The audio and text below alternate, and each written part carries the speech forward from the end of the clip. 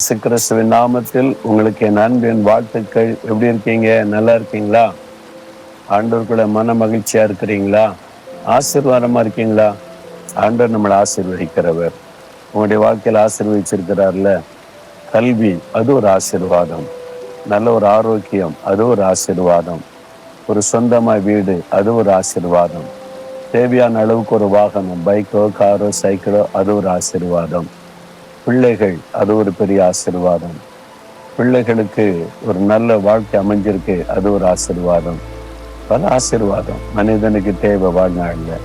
அந்த ஆசீர்வாதங்களை எல்லாம் கர்த்தர் தருகிறார். நீங்க ஆசீர்வாதமா இருக்கீங்களா? ஆசீர்வாதம் வந்துச்சு. ஒரு காலத்துல ஆசீர்வாதமா இருந்தோம், இப்ப எல்லாம் போச்சே, இப்ப எல்லாத்தையும் இழந்துட்டோமே. ஒரு காலத்துல நல்ல ஆசீர்வாதமா சந்தோஷமா இருந்தோம், இப்ப எல்லாம் போச்சே அப்படின்ற நிலைமையில இருக்கிறீங்களா? இந்த ஆசீர்வாதம் இருந்துச்சு, இப்ப இல்லை. இந்த ஆசீர்வாதத்துல மகிழ்ந்து இருந்தோம், இப்ப அது இல்லை. அது மாதிரி சூழ்நிலையில இருக்கிறீங்களா? உங்க ஆசீர்வாதம் உங்களுடைய வாழ்க்கையில நிலைத்திருக்கணும், தங்கணுமான என்ன செய்யணும்? ஆண்டவர் சொல்றார். நீதிமொழிகள் 10வது அதிகாரம் 6வது வசனம், நீதிமானுடைய சிரசின் மேல் ஆசீர்வாதங்கள் தங்கும். இதான் தங்கி இருக்கிறது.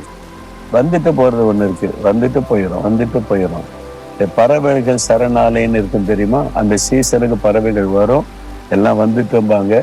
2 மாசம் கழிச்சுன்னு எல்லாம் போயிடுச்சு, இப்போ ஒண்ணுமே இல்லை. அந்த மாதிரி வரும் போகும். ஆசீர்வாதம் வருது போயிருது.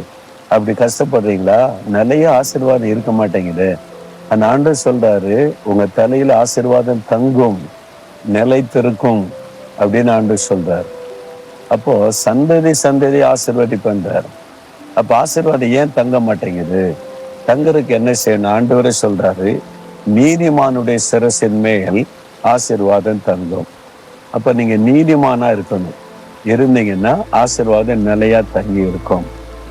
யார் நீதிமான்கள் அப்படின்னு கேட்டா, முதலாவது இயேசு கிறிஸ்துவின் ரத்தத்தினால் கழுவப்பட்டு பாவ மன்னிப்பை பெற்றவர்கள் நீதிமான்கள். நாம் பாவத்துக்கு செத்து நீதிக்கு பிழைக்கும்படி, நீதிமான்கள் ஆகும்படி இயேசு சிலுவிலே தன்னை பலியாய் கொடுத்தார். ஆண்டவரே, நான் அநீதியா செயல்பட்டுட்டேன், என் பாவத்தெல்லாம் மன்னிச்சிருங்கன்னு ஒப்பு கொடுத்து நீதியாய் வாழ அர்ப்பணிக்கும் போது இயேசுவின் ரத்தம் நம்ம கழுவி சுத்திகரிக்கும். அப்ப நம்ம நீதிமான்கள். ஆண்டவரே, என்னை நீதிமான் ஆக்கினதற்காய் ஸ்தோத்திரம். நிறைய பேர் ரட்சிக்கப்படுவாங்க, பாவத்தை அறிக்கை செய்வாங்க, நீதிமானா மாறிடுவாங்க. ஆனா நீதிமானா நிலைச்சிருக்கிறது இல்லை. அதனாலதான் ஆசீர்வாதமும் நிலைச்சிருக்க மாட்டேங்குது. சாட்சியெல்லாம் சொல்லுவாங்க, இயேசு ரட்சித்தார்கள், ஆசீர்வதித்திருக்கிறார். நீ இன்னும் 2 வருஷம் கழிச்சு பார்த்தா இன்னுமே இருக்காது, எல்லா ஆசீர்வாதம் போயிடுச்சு. அப்ப ஆண்டவர் சொல்றாரு, நீங்க நீதிமானாய் வாழணும்.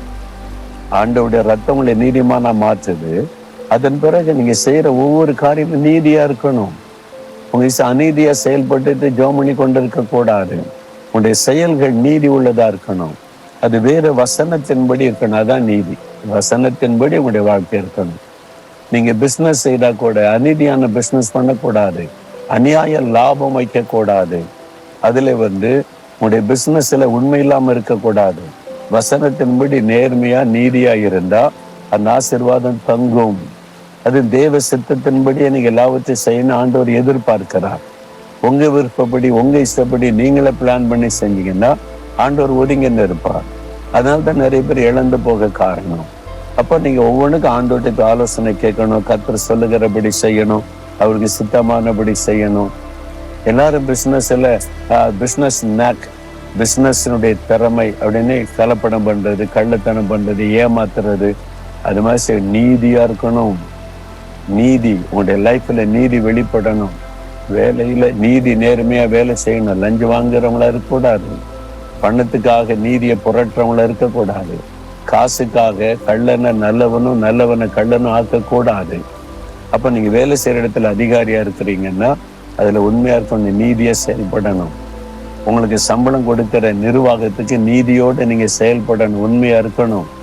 அது மாதிரி நம்முடைய லைஃப்ல, குடும்பத்துல, உங்களுடைய ஊழியத்துல அந்நிய பாஷை பேசிக்கிட்டு அபிஷேகம் பெற்று நிரம்பிக்கிட்டு இஷ்டப்படி நடக்கலான்னு செய்யக்கூடாது. தேவன் கவனித்து கொண்டே இருக்கிற செயல் நீதியா இருக்குதா அப்படின்னு சொல்லி கர்த்தர் கவனிப்பார்.